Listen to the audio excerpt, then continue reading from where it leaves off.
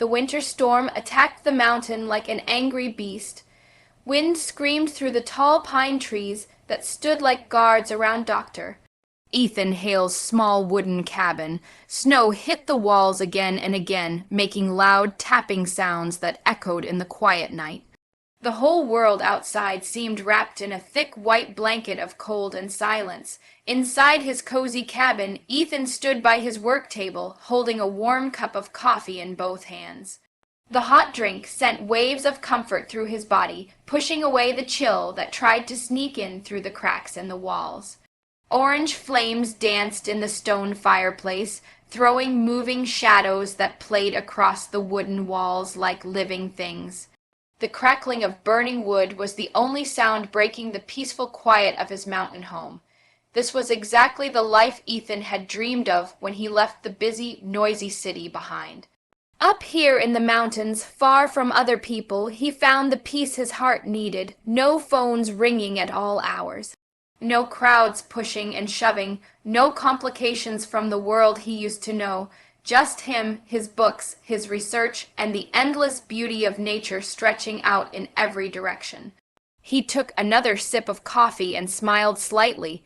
Tomorrow he would continue his work on mountain plant life. Tonight he would read by the fire and listen to the storm rage harmlessly outside his warm shelter. But then something changed everything. A sound unlike anything Ethan had ever heard suddenly tore through the night. It was enormous, deep, and so powerful that it seemed to come from the very center of the earth. The sound rolled across the mountains like thunder, but this was no thunder. It was alien, frightening, and so loud that every window in the cabin shook in its frame. Ethan froze, his coffee cup halfway to his lips. His heart began to pound so hard he could hear it in his ears. What could make such a terrible noise? The sound came again, but this time it was different, sharper, like the screaming of metal being ripped apart by giant hands. The floor beneath his feet trembled, sending tiny vibrations up through his legs. Then, as suddenly as it had begun, the awful sound stopped. The silence that followed felt heavy and wrong, like the calm before something even worse was about to happen. Even the storm seemed to quiet down, as if nature itself was holding its breath. Ethan set down his coffee cup with shaking hands. Every smart part of his brain told him to stay inside, to lock the door and wait for morning. But another part of him, the part that had made him become a doctor, knew that someone might be hurt out there. Someone might need help. He grabbed his heavy winter coat from the hook by the door and pulled on his thick boots. His medical bag sat on the shelf where he always kept it, and he slung it over his shoulder. The weight of it reminded him of all the people he had helped over the years. If someone was injured in this storm, he couldn't just hide in his cabin and do nothing. The moment Ethan opened the door, the full fury of the blizzard hit him like a wall. The wind was so strong it nearly knocked him backward into the cabin. Snow whipped around him in crazy circles, stinging his face and making it hard to see more than a few feet ahead. The cold cut through his coat like knives, and within seconds his fingers began to go numb, but he pushed forward anyway, one step at a time. The snow was deep, so deep that each step required real effort. His boots sank down almost to his knees with every stride. The sound they made, crunch, crunch, crunch, seemed to challenge the howling wind, as if he was fighting the storm with each footstep. Following his instincts and the memory of where the terrible sounds had come from, Ethan trudged through the white wilderness. The wind tried to push him off course, and more than once he had to stop and wipe snow from his eyes just to see where he was going. His breathing came out in white puffs that were immediately swept away by the wind.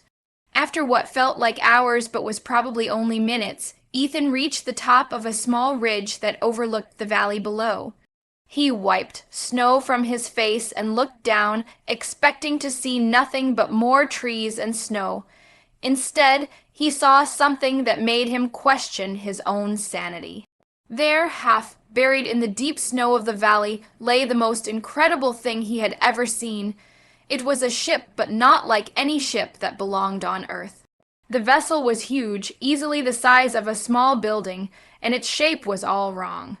Instead of the familiar curves of boats or planes, this craft was made of sharp angles and smooth surfaces that seemed to flow into each other like liquid metal that had been frozen in time. The entire hull was black as midnight, but it was covered with angry red marks that looked like giant claw scratches. These weren't just scratches, though they glowed faintly, as if the metal itself was still burning from whatever had damaged it. The whole ship pulsed with dim red light that traveled along lines carved into its surface, like blood flowing through veins. Ethan stood there staring, his mouth open despite the cold. The material the ship was made from didn't look like any metal he knew. It seemed to shift and change in the firelight, sometimes looking solid, sometimes appearing almost see-through. Smoke and steam rose from various parts of the wreckage, mixing with the falling snow to create an eerie fog that drifted across the crash site. His scientific mind raced with questions. Where had this come from? How had it gotten here? What kind of technology could create something like this? But his doctor's training pushed those questions aside as he noticed something else. Pieces of the ship were scattered all around the main wreckage, some of them still glowing with heat despite freezing temperature. The smell that reached him was unlike anything in his experience. It was sharp and chemical, like burning plastic mixed with something metallic and bitter. Every breath he took made his nose and throat burn slightly. Warning bells went off in his head. This could be dangerous, possibly toxic. He should turn around right now and go back to his cabin, but then he heard it. Floating up from the wreckage, barely audible over the wind, came a sound that changed everything. It was soft, weak, and unmistakably human, or at least it sounded human. Someone was groaning in pain down there in that alien wreckage. Someone was hurt and needed help. Ethan didn't hesitate anymore. He half ran, half slid down the snowy slope toward the crash site, his medical bag bouncing against his side with each step. As he got closer, the groaning became clearer. It was definitely coming from inside the main part of the ship, and it sounded like whoever was making it was in serious pain. The snow around the ship was deeper than anywhere else, probably because the crash had thrown up huge amounts of it. Ethan had to struggle through drifts that came up to his waist in some places. Pieces of the strange ship lay scattered everywhere, some small enough to step over, others large enough that he had to walk around them. Many of the pieces still radiated heat, melting the snow around them and creating small pools of slush. As he reached the main hull of the ship, Ethan could see that there was a huge gash torn in one side big enough for him to climb through. The edges of the opening were twisted and jagged, as if some tremendous force had ripped the ship apart from the inside. Through the opening, he could see a dim red glow and the source of the groaning sounds. Taking a deep breath and trying to prepare himself for whatever he might find, Ethan climbed through the opening into the ship. The inside was even more amazing than the outside. The walls curved in impossible ways, covered with panels that still flickered with dying light. Wires hung down like vines, some of them sparking occasionally. Broken glass and pieces of equipment were scattered everywhere, crunching under his boots as he moved deeper into the wreckage. The groaning was louder now, and definitely coming from somewhere ahead of him. Ethan followed the sound, carefully stepping over debris and ducking under hanging cables. The air inside the ship was warmer than outside, but it tasted strange, metallic, and sharp. Then he saw her. Near what looked like it had once been some kind of control panel, a figure lay crumpled among the wreckage. At first glance, Ethan thought it might be a person wearing some kind of unusual makeup or costume. But as he got closer and his eyes adjusted to the dim light, he realized that what he was seeing was real. She was definitely female, with a shape and size similar to a human woman, but her skin was a deep, rich purple color that seemed to glow softly in the red light from the ship's damaged systems. Her hair was the most beautiful crimson red he had ever seen, long and thick, spread out around her head like spilled wine on snow. Even covered with soot and frost, it shone with its own inner light. Her clothes were torn and stained, but even damaged, they were clearly made with incredible skill. The fabric seemed to shift between different textures, sometimes looking soft as silk, sometimes appearing metallic and strong. It was designed to be both beautiful and practical, like the outfit of someone important who also expected to face danger. But what drew Ethan's attention most was the terrible wound in her side. A sharp piece of the ship's hull had pierced right through her, and from the wound flowed not red blood, but a thick, glowing liquid that seemed to pulse with its own light. The strange blood was staining the snow beneath her, creating a pool that glowed like captured starlight. As if sensing his presence, her eyes slowly opened. Ethan's breath caught in his throat. Her eyes were the most incredible gold color, like liquid metal heated until it glowed. They were clearly not human eyes, but they held intelligence, pain, and something else, a strength that refused to give up even in the face of terrible injury. When she spoke, her voice was like music, even though it was weak with pain. The words came out in English, but with an accent unlike anything Ethan had ever heard, musical and flowing, as if each word was part of a song. "Help me," she whispered, her golden eyes fixed on his face. "Please." The simple words hit Ethan like a physical blow. Here was a being from somewhere else, somewhere impossible, lying broken in the wreckage of her ship, and she was asking him for help in his own language. Questions flooded his mind. How did she know English? Where had she come from? What had happened to her ship? But all those questions would have to wait. Right now, he was a doctor, and she was his patient. Nothing else mattered. "I'm going to help you," he said, his voice steady and calm despite the chaos in his mind. "I'm a doctor. Just hold still and let me see how badly you're hurt." Ethan knelt beside her in the snow and broken glass, setting his medical bag down where he could reach it easily. The wound in her side was serious. The piece of metal had gone deep, and she was losing a lot of that strange glowing blood. But what amazed him was how her body was already trying to heal itself. The edges of the wound seemed to be slowly closing, and the flow of blood was gradually slowing down. Her skin felt different under his hands, softer than human skin, but also warmer, as if there was a fire burning just under the surface. When he touched her to examine the wound, she winced but didn't cry out.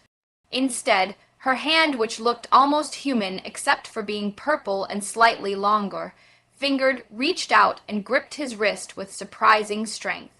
"Careful," she said, and despite her pain, her voice carried a tone of command, as if she was used to being obeyed.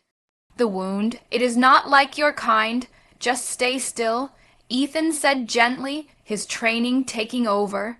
"This is going to hurt, but I need to remove this metal piece." He gripped the jagged shard that was embedded in her side, took a deep breath, and pulled it out in one smooth motion. She gasped, and her fingers tightened on his wrist until he thought she might break his bones, but she didn't scream. The moment the metal was gone, more of the glowing blood flowed out, but then something amazing happened. It began to slow and thicken, forming a shimmering crest over the wound like her body was sealing itself. Ethan quickly tore strips from his warm scarf and pressed them against the wound, wrapping them tightly around her middle to help stop the bleeding. Her blood, or whatever it was, soaked through the fabric and made it glow faintly, but it seemed to be working. "We need to get out of here," he said, looking around at the unstable wreckage. "This storm will kill us both if we stay out here much longer." She nodded weakly, her golden eyes fluttering as she fought to stay conscious. Ethan slipped one arm under her shoulders and another under her knees, lifting her as carefully as he could. Despite her slender build, she was much heavier than she looked, as if her bones were made of something denser than human bone. She leaned against his chest as he carried her, her breathing shallow and her skin growing warmer against him. Every few steps, her eyes would close and her head would fall back, but then she would force herself to stay awake. The journey back to his cabin was the hardest thing Ethan had ever done. The storm seemed to have gotten worse, and carrying her through the deep snow while fighting the wind pushed him to his limits. His legs burned with effort, his lungs ached from breathing the freezing air, and his arms felt like they were going to give out. But he kept going one step at a time, because stopping meant they would both die out here in the wilderness. By the time they reached his cabin, Ethan's fingers were completely numb, and he could barely feel his feet. He kicked the door open and stumbled inside, carrying her straight to the couch near the fireplace. The warmth of the cabin felt like heaven after the brutal cold outside. Working by firelight, Ethan cleaned her wound properly with antiseptic from his medical bag and wrapped it with real bandages. Her skin seemed to absorb the heat from his hands, growing warmer and more vibrant under his touch. Her breathing gradually became stronger and more regular, though she still looked pale, or as pale as someone with purple skin could look. As he worked, she began to talk in quiet, broken sentences. Her voice drifted in and out like someone talking in their sleep, but the words she spoke painted an incredible picture. She talked about betrayal, about enemies who had been hunting her across the stars. She mentioned sabotage. Someone had damaged her ship on purpose, trying to kill her. She spoke of a father who was a king and a throne she had fled to protect. They found me, she whispered at one point, her golden eyes staring at the ceiling. I thought I was safe, but they found me anyway. Who found you? Ethan asked gently, but she had already drifted back into unconsciousness.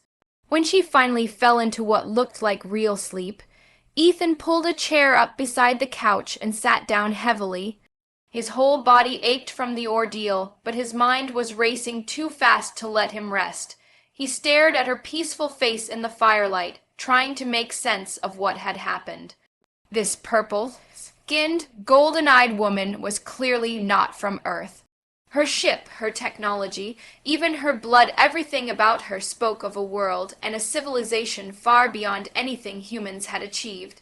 But somehow, she had ended up here, crashed in the mountains near his cabin, speaking his language and asking for his help. Who was she really? What kind of life had she left behind among the stars, and what kind of danger had followed her here to his quiet mountain retreat? As the fire crackled and the storm continued to rage outside, Ethan kept watch over his strange patient. He fed more logs to the fire, checked her bandages, and prepared himself for whatever might come next. One thing was certain, his peaceful, solitary life had just become infinitely more complicated, but as he looked at her sleeping face, so alien yet somehow familiar, he found that he didn't mind.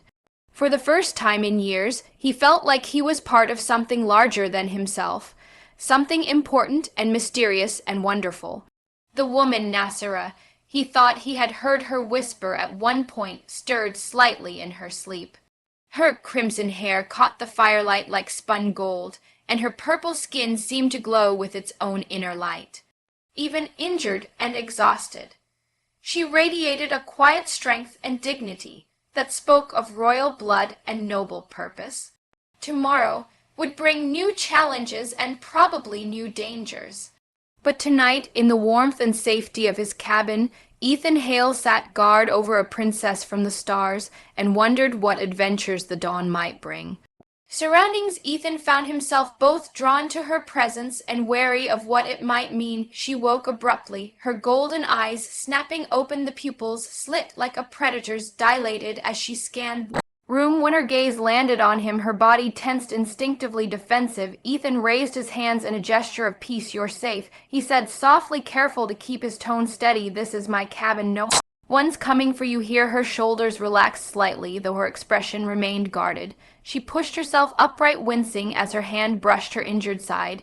Ethan moved closer, kneeling beside her. Careful, he said, you're still healing. She studied him for a long moment, her golden eyes piercing as though she were weighing his words. Finally, she spoke, her voice carrying an accent that made her speech melodic, each word deliberate. You saved me, she said, her tone matter of fact, but laced with curiosity. Why? Ethan shrugged, trying to sound casual. You needed help. That's what I do, even for someone like me. Her gaze didn't waver, and her question hung in the air, heavier than he expected. Ethan met her eyes, unwilling to look away. You're alive. That's all that matters to me for a moment. Silence stretched between them, broken only by the crackling fire. Then she nodded, the faintest flicker of approval in her expression. She shifted, leaning back against the cushions, though her posture remained regal despite her obvious pain. What's your name? She asked Ethan. He replied, Ethan Hale. I am Nera, she said, her voice softening, daughter of King Leus of the Athian dominion.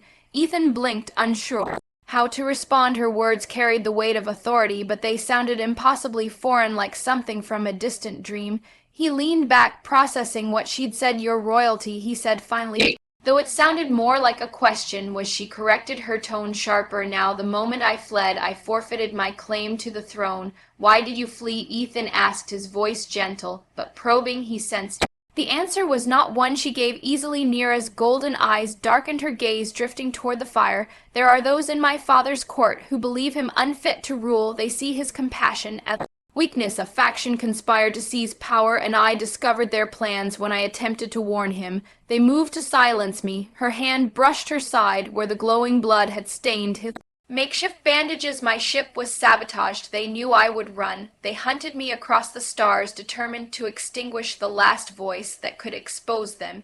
Ethan absorbed her words, his mind spinning. The implications were staggering. A coup, a royal fugitive, a galactic power struggle. Yet Nera spoke with such calm certainty, as if these events were as natural as the rising sun. And now they're here, he said. On Earth, she nodded. If they find me, they will kill me. Then they will kill anyone who has aided me. Ethan's stomach tightened, but he kept his expression neutral. He had faced danger before, wars, disasters, the worst humanity could throw at itself. But this was different. This was bigger, stranger, and far more personal than anything he'd encountered. We'll deal with that if it happens, he said firmly. Right now, you need to focus on recovering. Nera tilted her head, her expression unreadable. You speak as though you have a plan. Ethan allowed himself a small smile. Not yet, but I'm good at thinking on my feet. She regarded him with something approaching amusement, though it faded quickly. Your courage is commendable, Ethan Hale, but you underestimate the threat. These are not simple soldiers.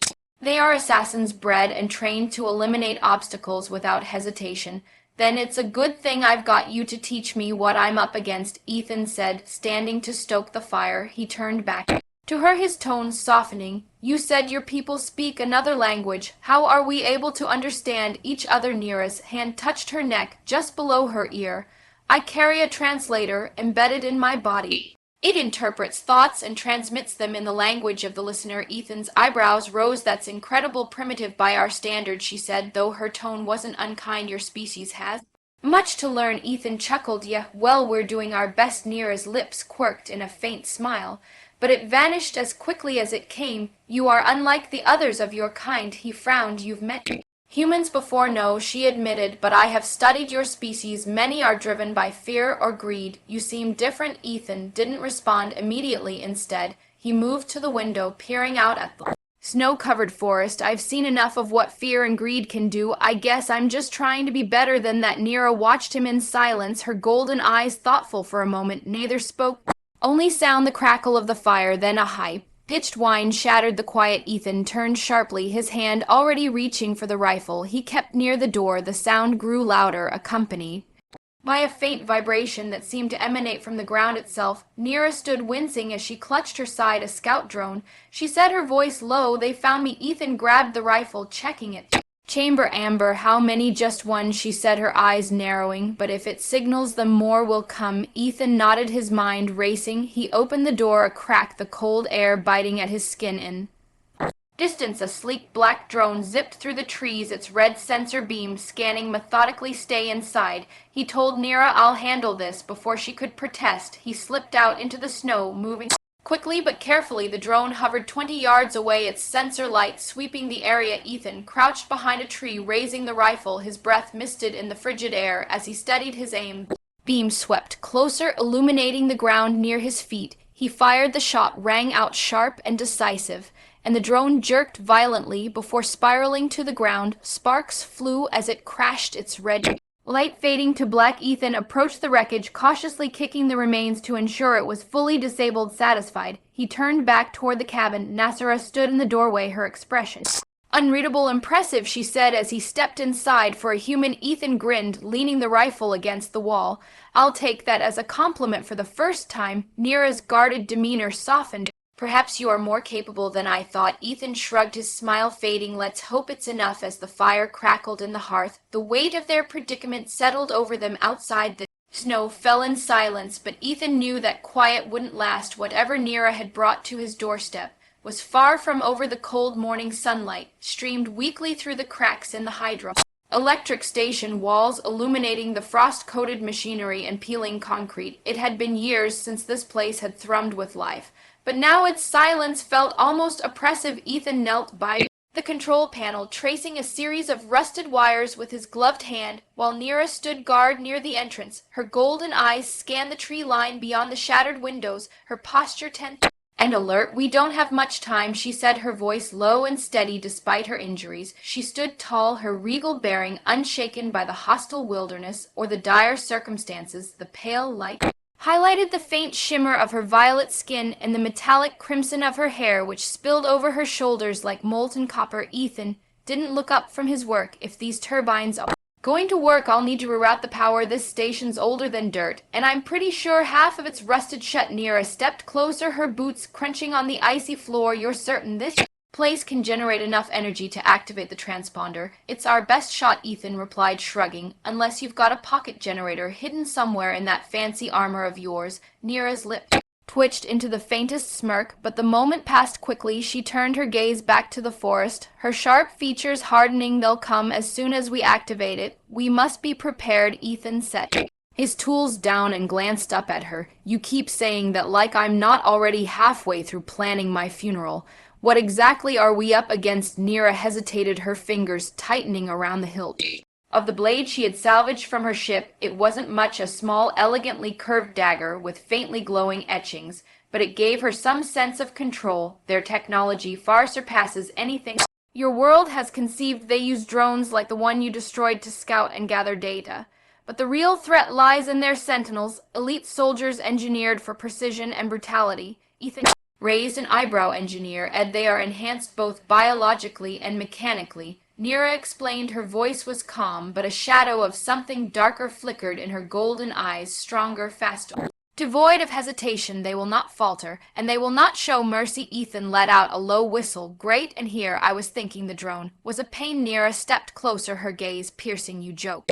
But this is no trivial matter. When they come, it will not be a fight. It will be a massacre. Ethan straightened, his expression serious now. Then we make sure they don't win. If they're as efficient as you say, we'll have to outthink them. Nira tilted her head, studying him. And how do you propose we do that? I'll figure something out, Ethan said, a hint of determination creeping into his voice. I always do. The hour passed in tense silence, punctuated only by the groaning protests of ancient machinery, as Ethan worked to restore power to the station.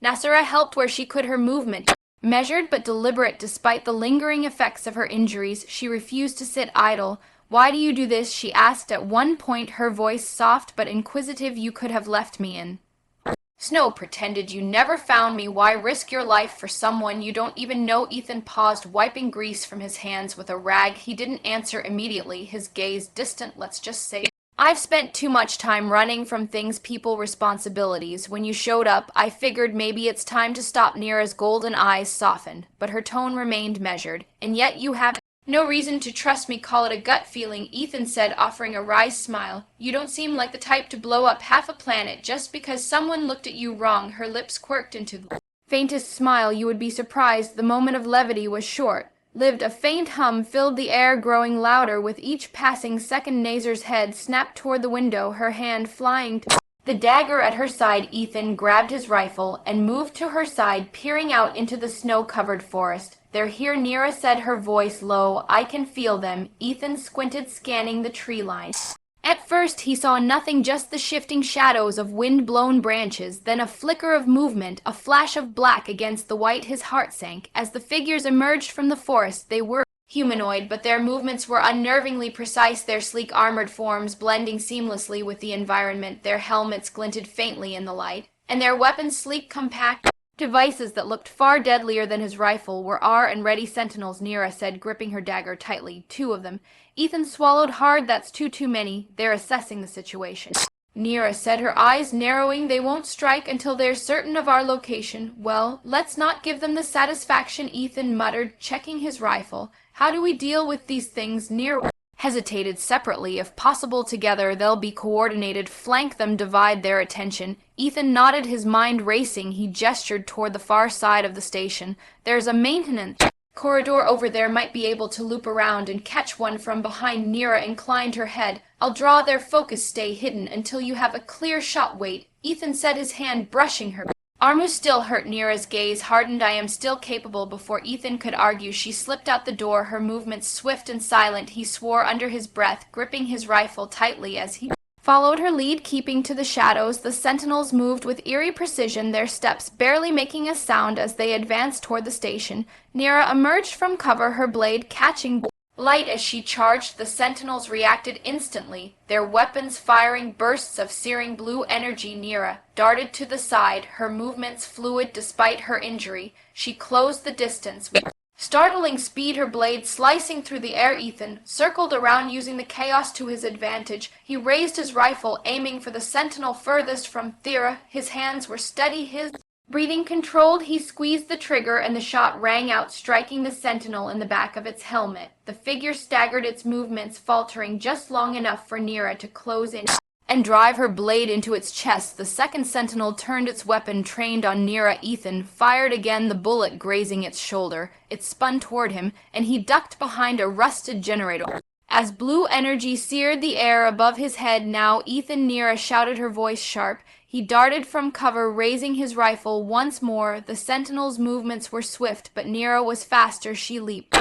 onto its back, her blade slashing through the exposed joints of its armor. The sentinel fell to the ground with a metallic crash, its weapon clattering beside it. The forest fell silent. Once more Ethan lowered his rifle, his chest heaving as adrenaline coursed through him. Nira stood over the fallen sentinels, her blade dripping with dark viscous fluid that glowed faintly. She turned to him, her golden eyes steady but unreadable. You fought well, she said simply. Ethan let out a shaky laugh. I think I'm going to need a stronger word than well. Nira allowed herself a small smile before sheathing her dagger. They were only the beginning, more will come. Ethan nodded, his expression hardening. Then we'd better finish what we came here to do together. They turned back toward the station, the hum of the transponder core growing louder with every step. The battle had only just begun. The hum of the transponder core echoed through the abandoned hydroelectric station, its golden light pulsating faintly against the cracked concrete walls. Ethan leaned against a rusted control panel, his breathing steady, but his body heavy with exhaustion. Across the room, Nira stood in the dim glow, her violet skin glinting faintly like polished amethyst. Her golden eyes, usually sharp and sea-killating, seemed distant, lost in thoughts she had yet to share. Ethan's gaze lingered on her for a moment before he spoke. How long do you think we have before they find us? Nira turned to him, her expression unreadable. Not long. The signal will draw them like moths to flame. He nodded, his lips pressing into a thin line. Then, we'd better make sure we're ready. Nira hesitated, her gaze softening as she stepped closer. The faint clink of her boots against the concrete was the only sound in the room now, save for the hum of the core. Ethan, she began, her voice quieter than usual. Before they come, there's something I must do, something I must share with you. Ethan raised an eyebrow, his exhaustion momentarily forgotten. What is it? She paused, her golden eyes meeting his for the first time since he'd met her. He saw vulnerability there, a crack in the armor of her regal demeanor. Among my people, there is a custom, a bond we form with those who have saved our lives. It is more than gratitude, it is connection. Ethan tilted his head, curiosity flickering in his eyes. What kind of connection? Nira stepped closer, her movement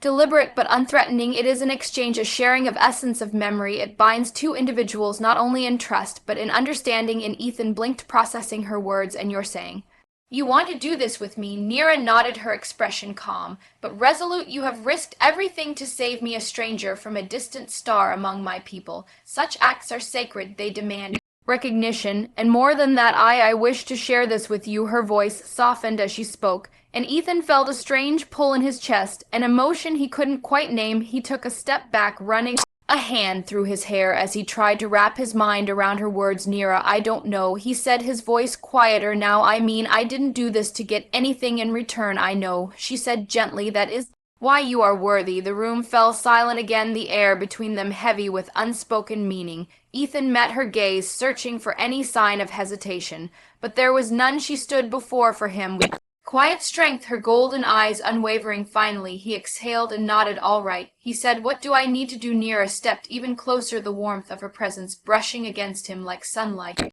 Nothing, only trust me. Ethan nodded again, his heart pounding in his chest, as she reached out, her fingers brushing lightly against his arm. Her touch was warm, almost electric, and he felt a strange sense of calm wash over him. Nira closed her eyes, and a soft glow began to emanate from her skin, spreading outward like ripples in water. The golden light enveloped them, both soft and warm, and Ethan felt his breath catch in his throat. Images began to flicker in his mind, at first faint like whispers at the edge of hearing, but then growing stronger. He saw a palace bathed in starlight, its spires reaching into a sky filled with unfamiliar constellation. The halls were lined with banners bearing intricate symbols, and figures moved through them, their faces serene, but their movements purposeful. He saw Nira as a child, her crimson hair braided and her golden eyes wide with wonder as she studied an elaborate map of the galaxy. Beside her stood a man with the same regal bearing, his features marked by age and wisdom. My father. Nira's voice echoed in his mind, though her lips didn't move. King Leus. He taught me that leadership is not about power, but about service. The vision shifted. He saw flames, heard screams. The palace halls were no longer serene, but filled with chaos. Figures in dark armor stormed the corridors, their weapons cutting down those who stood in their path. Nira's face flashed again, now older, her expression one of determination as she fought to defend her people. I failed them. Her voice came again, tinged with sorrow. I fled when I should have stayed. No, Ethan thought, though he wasn't sure if the words were his own or something shared. You did what you had to do. The images faded, replaced by his own memories. He saw his cabin, the fire crackling in the hearth. He saw the faces of those he had lost, the weight of their absence pressing down on him like a stone. He felt the isolation, the self-imposed exile that had defined his life for years. But then he saw something else. He saw himself standing over Nira in the snow, his hands moving with purpose as he tended to her wounds. He saw her golden eyes flicker open, saw the unspoken trust that had passed between them in that moment. And he felt something shift, a sense of belonging he hadn't realized he was missing. The glow began to fade, and Ethan opened his eyes to find Nira standing before him, her gaze steady but softer now. He felt a strange warmth in his chest, not physical, but emotional, as if something inside him had been mended. It is done, she said quietly. The bond is formed. Ethan exhaled, his breath shaky as he tried to find the right words. That was intense. Nira smiled faintly, a rare expression of genuine warmth. It is a connection unlike any other. We are bound now. Ethan, hail. Wherever this battle takes us, we will face it together. Ethan nodded, his hand brushing against hers for a moment before he let it fall to his side. I think I'm okay with that. The sound of distant footsteps interrupted the moment, and both of them turned toward the door. The faint hum of the transponder core still filled the room, but now it was accompanied by something else, a low rhythmic thud that grew louder with each passing second. They're coming, Nira said, her voice sharp but steady. She unsheathed her dagger, the blade gleaming faintly in the golden light. And this time they will not hold back. Ethan grabbed his rifle, his grip tightening around the stock. He glanced at Nira, their eyes meeting for a brief moment, and he felt the bond between them solidify into something unbreakable. Let's make it count, he said. Nira nodded, her golden eyes blazing with determination. Together they turned toward the door, ready to face whatever came next. The hum of the transponder core pulsed gently in the hydroelectric station, its golden glow casting long shadows on the cracked walls. Ethan Hale leaned against a cold concrete pillar, his chest rising and falling as the weight of the battle ebbed slowly from his body. Beside him, Nira stood silent, her crimson hair disheveled, her violet skin faintly glimmering in the faint light. The chaos of the Sentinels' assault was over, their hulking remains scattered across the battlefield outside, but the quiet wasn't calming. It was thick with unspoken words and lingering tension. Ethan glanced toward Nira. She hadn't spoken since she delivered the final blow to the Prime Sentinel, her dagger slicing through its core with a decisive finality. Her golden eyes now seemed distant, gazing at the transponder core, which still broadcast her signal into the void. ELP was on the way, at least that's what they Had to believe you all right, Ethan asked, his voice breaking the silence. Nira didn't answer immediately. When she finally turned to him, there was a strange intensity in her gaze, as if she was wrestling with something she hadn't yet put into words. I am unheard, she said, her tone measured, but there is something I must do. Ethan furrowed his brow, lowering the rifle. He hadn't realized he was still holding. What's on your mind? Nira stepped closer, her movements deliberate, but cautious, as though she were approaching a decision she couldn't turn back from. Among my people, there is a custom, she began, her voice quieter now, almost reverent. When a life is saved, a life of great importance, it is tradition to honor that act with a gift, but not a gift as you understand it. This is something deeper. Ethan's pulse quickened, though he couldn't say why. Deeper, what do you mean? Nira's golden eyes met his unwavering. It is a sharing of essence, of spirit. It is intimacy. Ethan blinked, his breath catching. Intimacy? His voice carried an edge of uncertainty, but he didn't pull back. Nira nodded, her expression calm, but resolute. It is not a custom taken lightly. It is a bond formed only between those who have proven their loyalty, their worth, and you, Ethan Hale, have shown me more courage, more compassion than I could have ever expected. Ethan swallowed, his thoughts scrambling. He searched her face for any sign of hesitation, but there was none. Her words were not a suggestion or an invitation. They were a declaration of intent, spoken with the same certainty she carried into battle. You don't owe me anything, Nira, he said finally, his voice quieter now. I didn't do this for a reward, I know, she said, stepping closer still. That is why you are worthy. Her words hung in the air, and Ethan felt his resistance falter. There was no denying the connection between them, forged in fire and blood. But this was something more, something that transcended words or actions. He nodded slowly, his chest tightening. All right, if this is what you want. Nira's lips curved into the faintest smile, her golden eyes softening. It is not merely what I want, Ethan.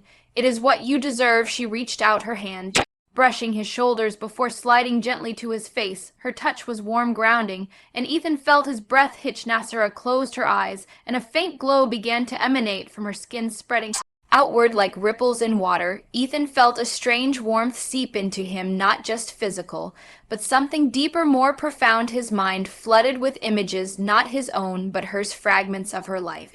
Her memories. He saw the towering spires of her palace, its walls adorned with intricate patterns that shimmered under alien suns. He felt her joy as a child, running through the halls with her father's approving gaze following her, but then the memories darkened. He felt the crushing weight of betrayal, the sting of loss, as her home burned and her people fell. The images were visceral, raw, and they pierced him with a depth of emotion he couldn't explain. Just as quickly, his own memories rose to meet hers. He saw his cabin in the woods, the quiet isolation he had embraced to escape his past. He felt the ache of old wounds, the weight of choices he wished he could undo. And then he saw Nira lying wounded in the snow, her golden eyes meeting his. For the first time he felt the shift in his heart, the unspoken promise that had driven him to save her. The glow between them intensified, their shared memories intertwining until it became impossible to tell where hers ended and his began. And then slowly the light faded, leaving them standing in silence. Nira's hands fell from his face, but her gaze remained locked on his. Her golden eyes glimmered with something unspoken, a mixture of gratitude and something far deeper. It is done, she said softly. Our bond is formed. Ethan exhaled, his chest tight, as he tried to process what had just happened. That was intense. Nira's lips quirked into a faint smile. It is not something many experience. It is a connection that transcends time and space. Wherever we go, whatever battles we face, we are now bound. Ethan nodded, his thoughts still swirling, but one thing was clear: he wasn't alone anymore. Nira had given him more than a gift. She had given him a piece of herself. The sound of approaching footsteps shattered the moment both of them turned toward the door, their weapons raised instinctively. The glow of the transponder core grew brighter, signaling the arrival of Nira's people. The figure that entered were clad in sleek armor, their faces obscured, but their movements precise. One of them stepped forward, bowing deeply to Nira. Princess, the figure said, their voice formal but laced with relief. We have come to bring you home.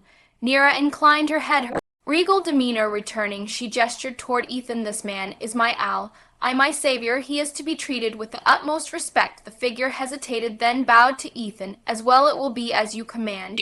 Ethan smirked, lowering his weapon. Nice to know I've got friends in high places.